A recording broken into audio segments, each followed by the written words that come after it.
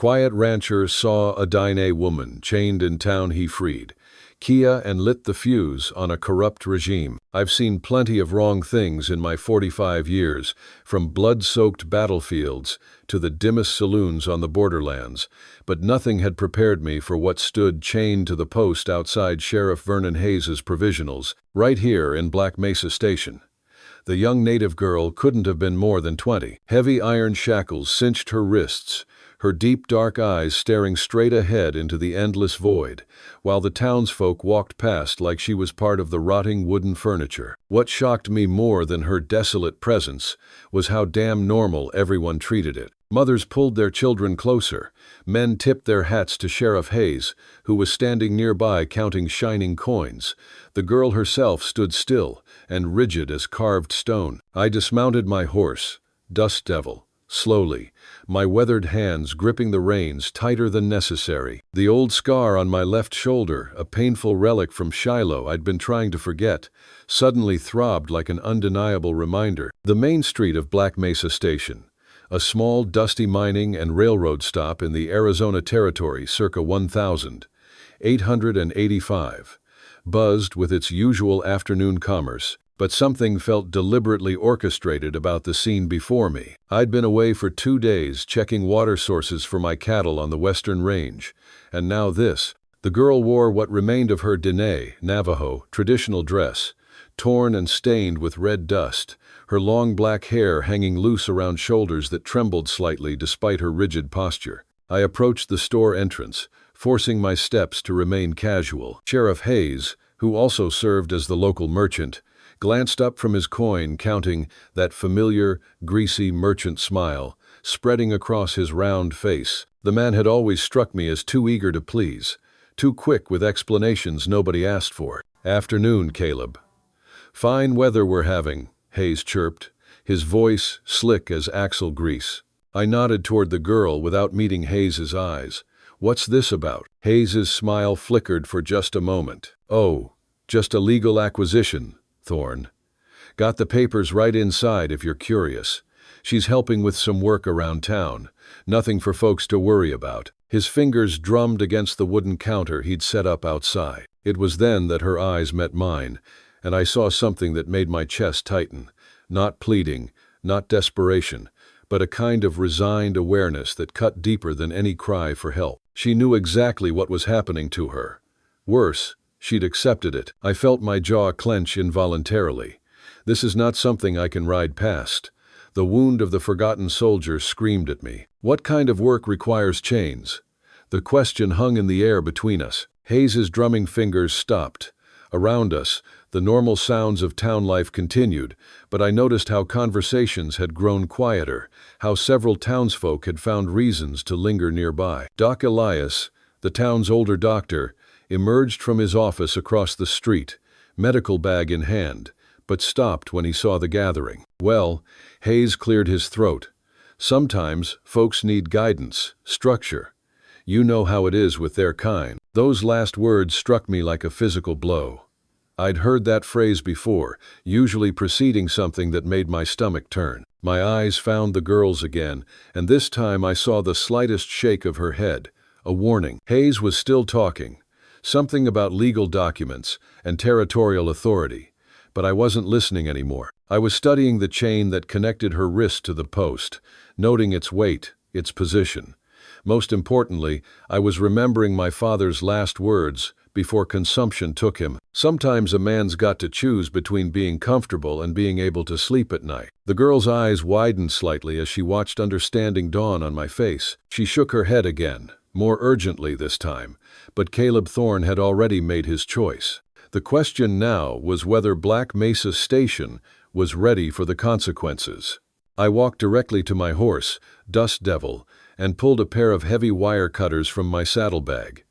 The tool felt heavier than usual in my weathered hands as I turned back toward the chained girl. Around me, the casual afternoon bustle began to shift into something more tense and watchful. Conversation stopped mid-sentence. Footsteps slowed. Even the horses seemed to sense the change in the air. "Now hold on there, Thorne." Sheriff Hayes's voice carried the practiced authority of years wearing a badge. He approached, hands still resting on his gun belt. You don't want to be interfering with official business. I didn't stop walking toward the girl. Official business? Show me the papers. Hayes fumbled inside his vest, producing a folded document with theatrical flourish. Right here. All legal and proper territorial statute allows for rehabilitation services. The girl's eyes darted between the approaching men, her breathing growing more rapid. I noticed small details that made my blood run cold. Rope burns on her ankles beneath the iron shackles, a fresh bruise along her collarbone, the way she instinctively leaned away when Hayes moved closer. Doc Elias crossed the street, his medical bag clutched tightly. The older man's face was grim as he took in the scene. "Gentlemen, perhaps we should discuss this somewhere more private." "Nothing to discuss, Doc." Hayes's voice had lost its casual tone. "Everything here is perfectly legal." I reached the post and knelt beside the girl's chains. Examining the lock mechanism, she whispered something so quietly only I could hear. "They have others." The words hit me like a physical blow. Others. This wasn't an isolated incident. It was a system. My mind raced through recent changes in town I'd dismissed as unimportant. New faces I'd seen briefly and then never again. Conversations that stopped when I entered the saloon. The way certain townsfolk had suddenly acquired expensive new clothes and equipment. "Step away from her, Thorne." Hayes's gun was now visible in his hand, though not yet pointed directly at me. "This doesn't concern you." I stood slowly, the wire cutters still in my grip. Around us, a circle of townsfolk had gathered, but their faces showed an odd mixture of curiosity and something else. Fear, maybe, or guilt. "Where are the others?" I asked loudly enough for everyone to hear. The question sent a visible ripple through the crowd. Several people exchanged glances. Mrs. Patterson, who ran the boarding house, took a step backward. Even Hayes's confident merchant smile faltered. "I don't know what you're talking about," Hayes stammered, his voice carrying less conviction now. I looked around the circle of faces, seeing my neighbors and fellow townsfolk with new clarity.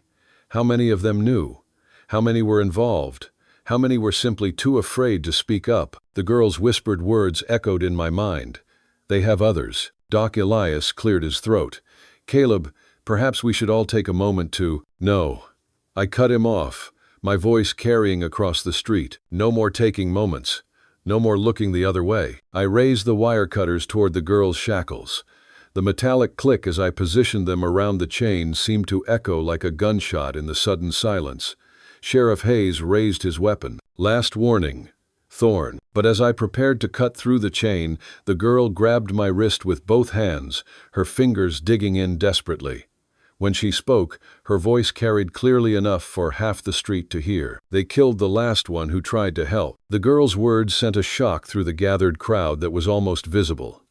Several townsfolk stepped back instinctively, and I heard Mrs. Patterson gasp audibly behind me. Sheriff Hayes's gun hand trembled slightly, and for the first time since this confrontation began, the merchant divided by Sheriff looked genuinely nervous. "She's lying," Hayes said quickly. Too quickly. "You know how they are always making up stories." But Doc Elias had gone pale. The medical bag slipped from his fingers and hit the ground with a soft thud. "Tom Bradley," he whispered, barely audible. "Tom Bradley asked too many questions 3 months ago." The name hung in the air like smoke from a funeral pyre.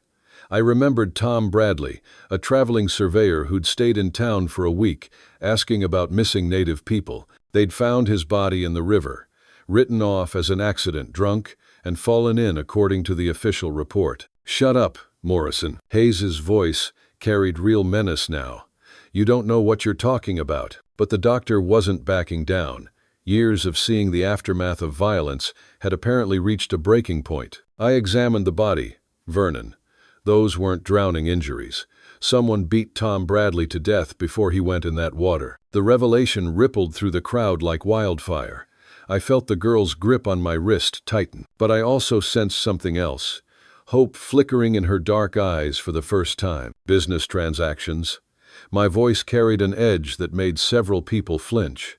"Is that what you call it, when you chain human beings to posts?" "She's property," Hayes snapped, his merchant facade finally cracking.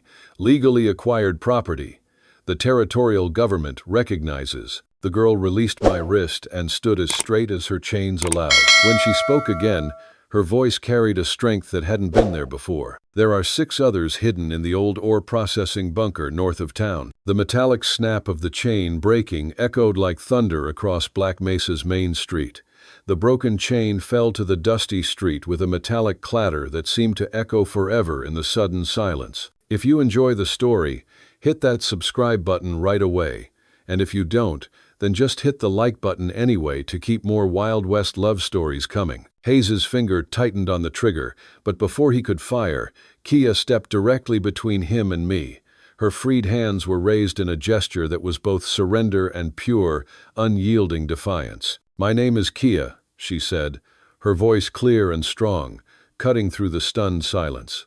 "I am a daughter of the Diné people, and for 3 months, this man has held us as slaves." The word slaves struck the crowd like a physical blow, scattering the last vestiges of normalcy from Black Mesa Station. Several townsfolk stumbled backward, while others pushed forward, demanding answers from the now white-faced Sheriff Hayes. I helped Kia sit down on the wooden steps of Hayes's provisionals, noting how she favored her left side and the shallow, rapid rhythm of her breathing. Close up, I saw the true extent of the systematic abuse: carefully concealed bruises, rope burns, and the hollow, haunted look in her eyes that spoke of horrors witnessed. "How many people in this town knew?" I asked, my voice rising to address the crowd, cutting through their nervous murmurs.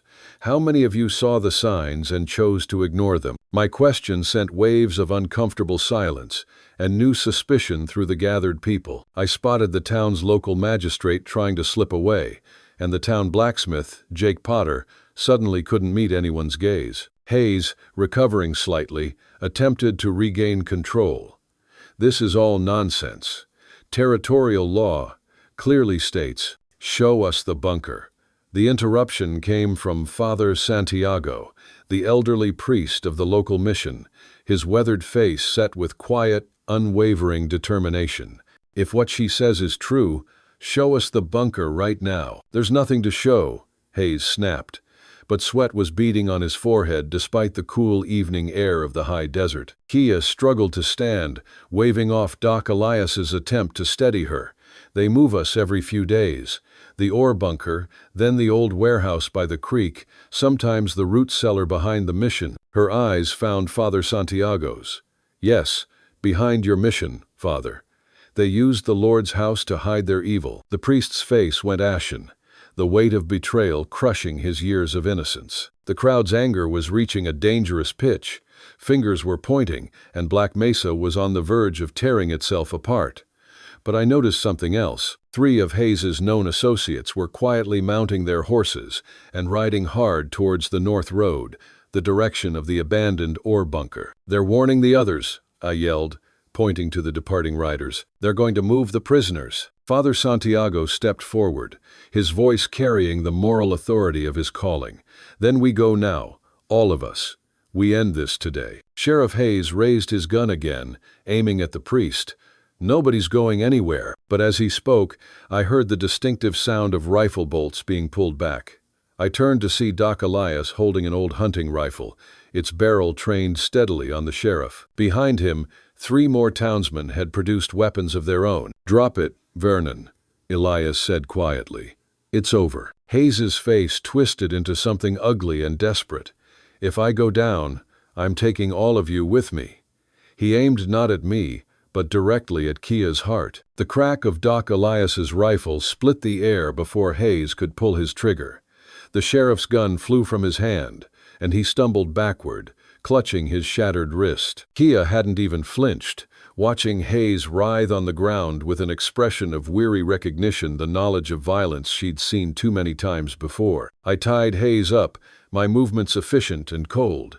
Doc Elias was already examining the sheriff's wound, a grim professional to the end. But even as the local crisis was managed, Kia's words echoed, "They have others," and the list of names, the territorial governor, judges, powerful men, suggested this wasn't just a handful of local opportunists. This was a cancer on the whole territory. "The mine first," I said, addressing the assembled townsmen. "Those 3 riders have a head start. We split into two groups. Father, you know your mission cellar better than anyone. Take Jake and 4 men there. Doc, you're with me. Kia gripped my arm. There's something else, Caleb. The buyers. They're coming from the territorial capital, important men. They were supposed to arrive tomorrow. I heard them talking about Judge Winthrop, Territorial Representative Carson, someone they called the Colonel. The name sent murmurs of shock through the group. These weren't just local thugs. These were the men who wrote the law. If they get here, I said grimly, they'll cover this up faster than we can spit. We have to beat them to the prisoners. As we prepared to ride out, a lone horseman raced toward town from the north road. It was one of Hayes's men, riding like the devil himself was on his heels. He pulled his lathered horse to a halt, nearly falling from the saddle in his panic. His face was ash white, his hands shaking. They're all dead, he gasped, wringing his hands. Everyone at the bunker is dead. The guards, the men who rode out bodies everywhere. The prisoners? I demanded, grabbing the man's shoulders. Gone. All 6 prisoners gone, but not dead. Not that I could see. Someone took them. The implications hit me with force. This wasn't Hayes's doing, nor was it an accident. Someone with resources and expertise had eliminated Hayes's operation at the bunker and taken the prisoners. But who? And why now? Just when the truth was coming to light. The buyers, Father Santiago whispered. Judge Winthrop. Could they have? No. The man shook his head violently. They weren't due until tomorrow. This was someone else. Dynamite.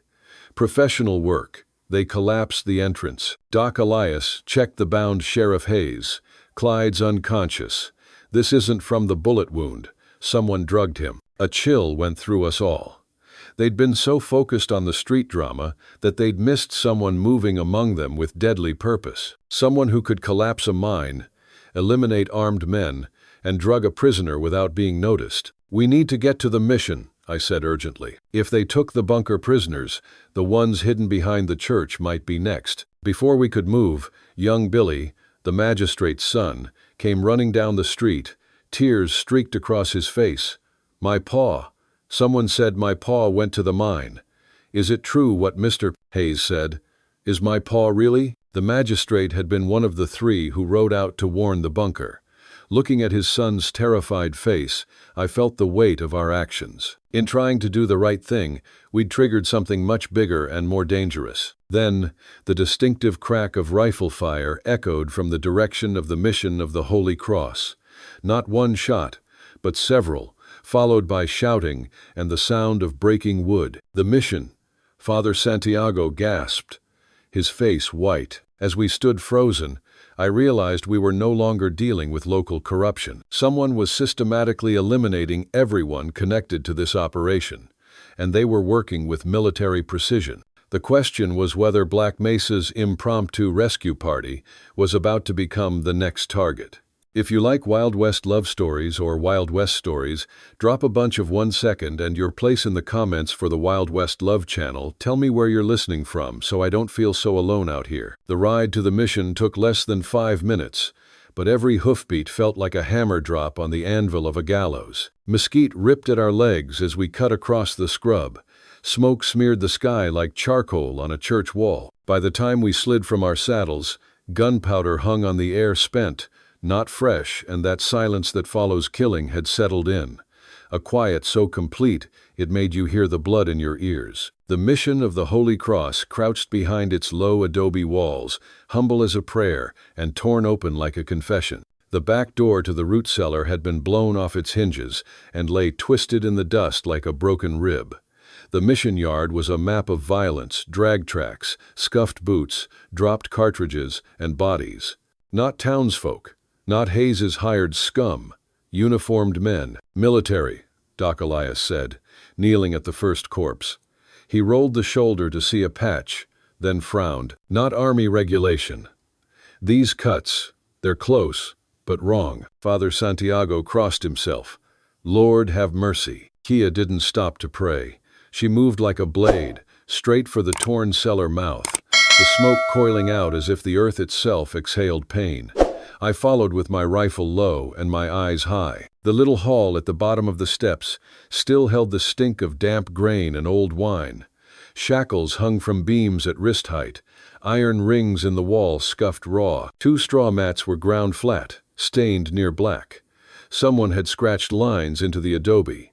5 tallies, then a slash, then 5 more. Another hand had carved a feather, over and over, until the wall looked like a bird trying to break free from stone. "Here," Kia said softly.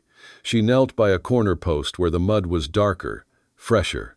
With the tip of her fingernail she traced a symbol carved small, a spiral nested inside a crescent. "My cousin Little Fox. She makes this when she is scared but moving forward. She was here." She swallowed once.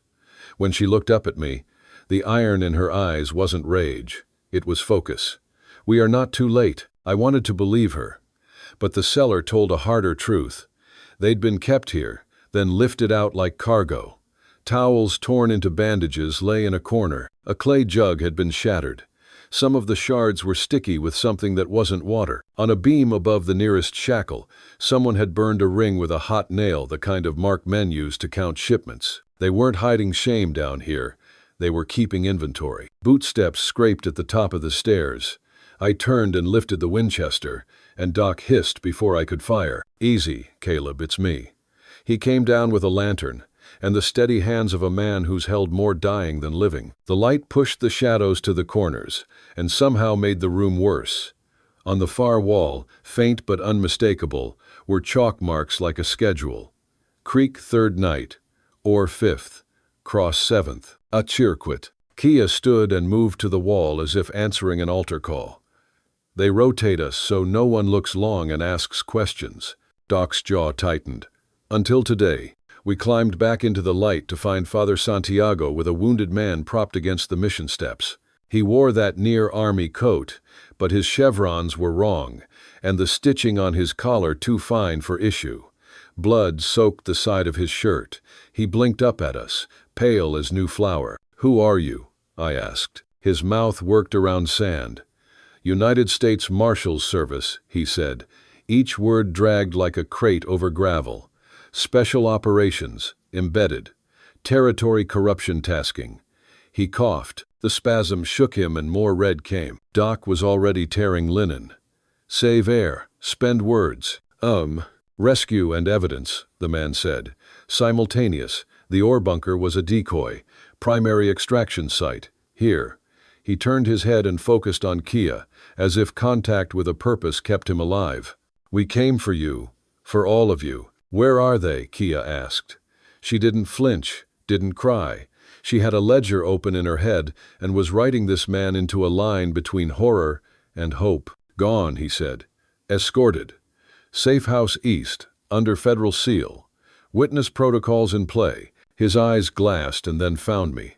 He fumbled weakly at his pocket. "List," he said. "Left breast." I reached in and pulled a folded paper already tacky with blood. Names inked tight and neat covered both sides, and none of them were small. Judges, marshals, mine bosses, legislators, railroad agents, the gentlefolk whose portraits hang in courtrooms and parlors. Near the bottom, the ink grew darker, angrier, as if pressed harder to make the point. Territory Governor Marshall Winthrop, Representative Abel Carson. A colonel with no last name, just the colonel, as if rank alone were identity. "They'll burn everything," the agent whispered. "They'll say we were outlaws. They'll erase you. Don't let them." Doc met my eye over the man's shoulder and gave the smallest shake. He was losing this fight. The agent grabbed my shirt with a strength that surprised us all. For a blink his old life returned and he barked like an officer. "Listen, there are sites you haven't found. Rail spur south of Dry Creek, a false wall behind a mine assay office in Cinderwash, a wagon with a priest's seal that is not a priest. They move witnesses through churches so no one looks hard. Father," his gaze snagged on Santiago. "Not you, others." Father Santiago bowed his head as if voluntarily receiving a blow. "My house is open to God," he said. "If men used it to hide evil, then I have work to do." The agent's breath hitched. "Bigger than one town. Years. Hundreds." He looked at Kia again. You tell the truth and live long enough to tell it in a room that matters. His fingers loosened, his chest fought twice for air, then laid the fight down. The world didn't pause. A gust pushed dust down the mission street. A woman cried out somewhere beyond the low wall. The lantern flickered like a heart that wasn't sure if it wanted to continue. Doc folded the agent's hands across his chest and closed his eyes. "He did good work," Doc said, and his voice had the old iron again, the kind he used when he heard widows. Father Santiago drew the sign of the cross over the dead man and then over us. Now we must do ours. Maybe the men who run operations like this imagine they are dealing with livestock. They never plan for what happens when a cornered herd turns. I tucked the list inside my vest, close enough to my skin to feel the dryness of the paper and the promise in the ink. Every letter on that page was a road I could ride toward, a door I could kick. Kia was already moving, checking rifles dropped by the dead, stripping cartridges, thinking like someone who has learned that breath and bullets are both time. "We can't stay," she said. "Not with this smoke. More will come." As if conjured, a distant thunder rolled across the foothills. Not weather. Horses. We stepped to the mission wall, and the view beyond the cottonwoods lifted the little hairs along my arm. A line of riders crested the ridge like a dark ribbon, 20 at least, maybe more, uniforms glinting. Flags, too, the territorial star with its clean-stitched edge that always looks strange to me in this cracked world. "They've got numbers," Doc said. "They've got a judge," I said, because I'd seen him the stiff-backed man at their center, with the cutaway coat and the face that looks like marble, until you learn marble can crack. Judge Winthrop himself had come, which told me two things. One, he was scared, and two, he still believed outfits like his win by showing up in daylight and speaking with the voice of the law. I felt the list against my ribs like a hot coal. Law had walked up to a church full of ghosts, and I had a paper that turned its badge to tarnish. "Positions," Kia murmured, pointing. The mission's low parapet offered cover. Doc took the left corner with an old hunter's steadiness. Father Santiago didn't carry a gun. He stood between us and the chapel door, defiant as a saint carved from desert wood. I took the center. We weren't going to win a stand-up fight, but maybe we wouldn't have to. The militia fanned across the mission yard with rehearsal clean as a parade. Dust rose around their booth heels and drifted through the beam of late sun like incense. The front rank leveled rifles. The rear held fast. The lead rider cupped his hands and called out with a voice taught by courthouse stairs. "By order of Territorial Governor Marshal Winthrop, you are to lay down arms and submit to arrest for the murder of federal officers, theft of federal property, and the abduction of territorial witnesses." I stepped up until my hat brim caught the light, and the dust painted me gold. "We didn't murder federal officers," I said. "We bled alongside one, and he died telling us a list of men who think they're law. Men like you serve." Winthrop's horse danced under him. He kept his hands light and his anger tighter. "This is a sanctuary," he said, and his eyes flicked to the mission cross, then back to me. "I will not profane it with argument. Surrender your arms. We will sort truth from rumor where God's appointed courts make such determinations." "Your courts," Father Santiago said quietly. The militiamen closest to us twitched, as if the old priest's voice carried weight they didn't expect. "And your room to hide sins in robes." "Be careful, Father," Winthrop said, the smoothness varnished over iron. "You have duties." "I have one," the priest replied, "and it does not stop at your doorstep." The line behind Winthrop held. A captain I didn't know, square shoulders, gray at the temples, eyes that had spent more time reading weather than politics, sat a horse one step behind the judge. He studied the bodies sprawled near the gate, the torn cellar door, the way our rifles didn't quite aim at hearts. You learn things about a man by what he sees first. Kia reached without looking and rested her fingers on my sleeve. It steadied me more than any sermon. I drew the list out and held it high, the paper bright as a flag in the low light. "This," I said, "is the law today." Something passed through the column like wind through wheat. Men who rode for pay glanced at one another. Men who rode for pride held still a heartbeat longer. You could measure the distance in a man's soul by how he reacted when truth arrived on cheap paper. Winthrop's face didn't change, and that was the tell. Only the jaw went a notch harder. Only the eyes lost their polish. Fabrication, he announced to his men, without bothering to look at the names. A grifter's trick. I have seen these tactics from agitators who would burn churches to pretend at righteousness. He was good. If I hadn't felt the agent's last breath on my hands, I might have doubted my own pulse. "Captain," I called, looking at the gray-templed one. "You see the patches on those dead men. You've worn enough uniforms to know when a tailor stitched a lie. You smell the powder. You know an assault from a massacre. There's a federal badge lying on those steps, and a federal body cooling beneath it. You put your hands on this list and tell me your name is on it. If it's not, you still have a choice." The captain's jaw worked. One of his sergeants leaned to him, whispered, got a tiny shake in return. Winthrop noted it and pressed. "Silas," the judge said, softer, older brother, gentle. "Do your duty. You swore an oath. Don't let outlaws and savages turn your head with stories." I felt Kia's fingers curl once into the cloth at my elbow and then let go. She stepped forward until she stood shoulder to shoulder with me. "My name is Kia of the Diné," she said, clear, carrying. "I stood in chains this morning in front of a store where your badge said it was legal to sell me. I slept in a cellar beneath God's house while men wrote schedules on the wall for the days they would move me like meat. The people who freed me wore uniforms like those dead men on your ground. They said the United States wanted truth." She lifted her chin. "If that was a lie, then shoot me now and be done with pretending." Silence rang like a bell struck once and allowed to sing. Two of the militia lowered their rifles by inches that mattered. "Arrest them," Winthrop said, and this time the marble cracked. "All of them. Shoot any who resist." The captain didn't move.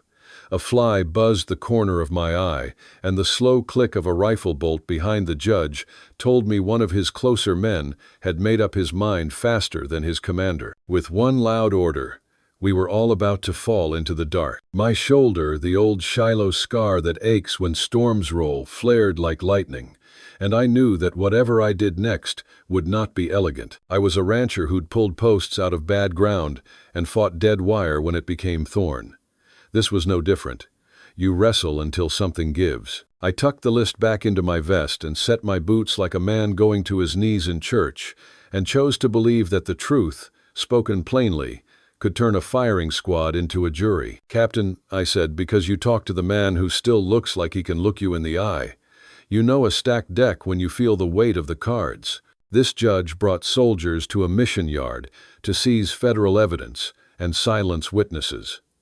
"If you ride with him today, that stain will ride with you until they lay you in the ground. If you ride with us, you may die, but you will sleep." Winthrop whipped his head toward the captain, fury finally flushing the practiced pallor away. "Don't you dare." I saw the moment break across the older soldier's face, fear, duty, and a small, bright spark that looked like the boy he used to be when he first put on a uniform because he believed cloth could be more than clothing. He opened his mouth to answer. "Hey there, friend, take a moment and get yourself a full glass of water. It's easy to forget, but staying hydrated is crucial for your health. Also, if you've been sitting for a while, do a quick lap around the room and give your eyes a break from the screen. Your body will thank you." I held up the blood-stained list, my voice carrying across the mission yard with calm authority. "Before you arrest anyone, Judge Winthrop, you might want to explain to your men why their names are on a federal investigation list for human trafficking." The words struck the militia like a physical blow. Several riders exchanged uncertain glances, and I noticed more than a few hands moving away from their weapons. These weren't hardened criminals. They were territorial militiamen who'd been told they were arresting criminals, not participating in a cover-up. Judge Winthrop's face flushed with rage. "That's a fabrication. Territorial authority supersedes any supposed federal investigation." "Does it?" Doc Elias stepped forward, his voice steady despite the 20 rifles trained on our small group. "Because that federal agent dying right there said different. He said you're all under investigation by Washington." Kia moved to stand beside me, her presence lending weight to my words. These men kept my people in chains like animals. 6 others are already safe in federal custody, ready to testify about what happened here. The militia captain, a weathered man named Silas Vance, the irony of the shared name, wasn't lost on me, lowered his rifle slightly. "Judge, is this true? Are we mixed up in something involving federal prisoners?" "You're soldiers," Winthrop snapped. "You follow orders, not rumors." But Vance was studying the scene more carefully now. The destroyed prison cellar, the dead federal agent, the evidence of systematic brutality. "These don't look like rumors, Judge. This looks like a crime scene." I pressed the advantage. "Captain Vance, your name isn't on this list. Neither are most of your men's. You still have a choice here." The moment stretched taut as Vance weighed his options. Years of military service had taught him to recognize when his commanding officer was leading him into a dishonorable situation. Around him, his men were coming to the same realization. Father Santiago stepped forward, his voice carrying the moral authority of his calling. "Captain, I've served this community for 15 years.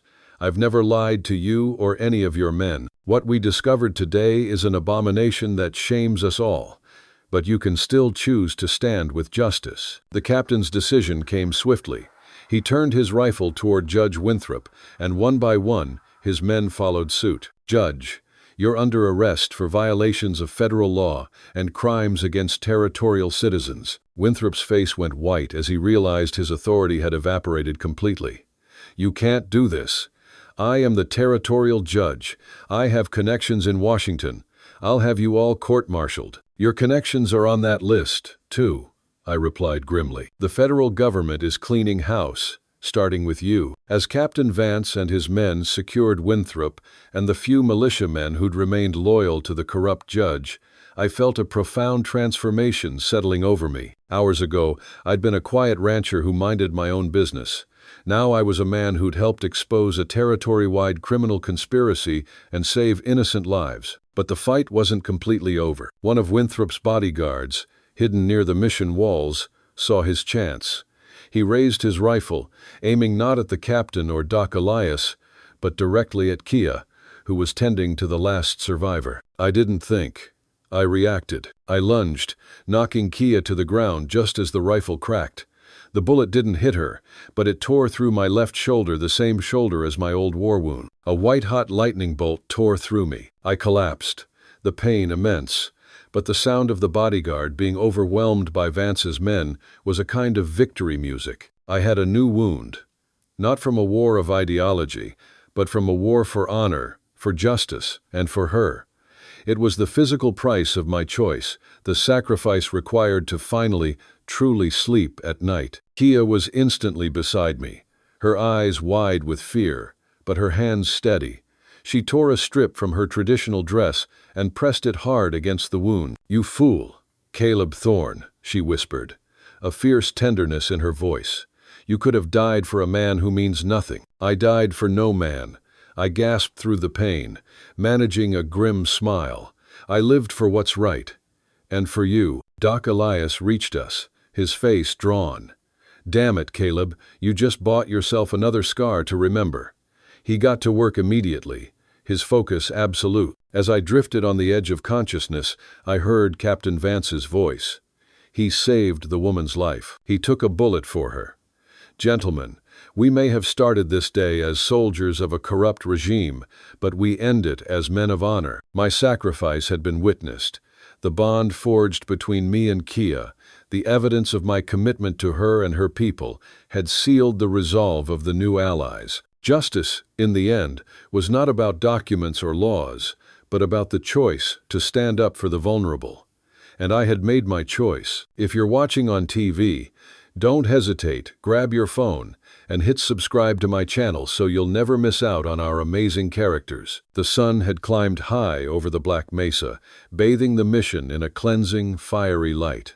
The sound of distant federal marshals arriving to take custody of Judge Winthrop, and the damning evidence was a promise of final justice.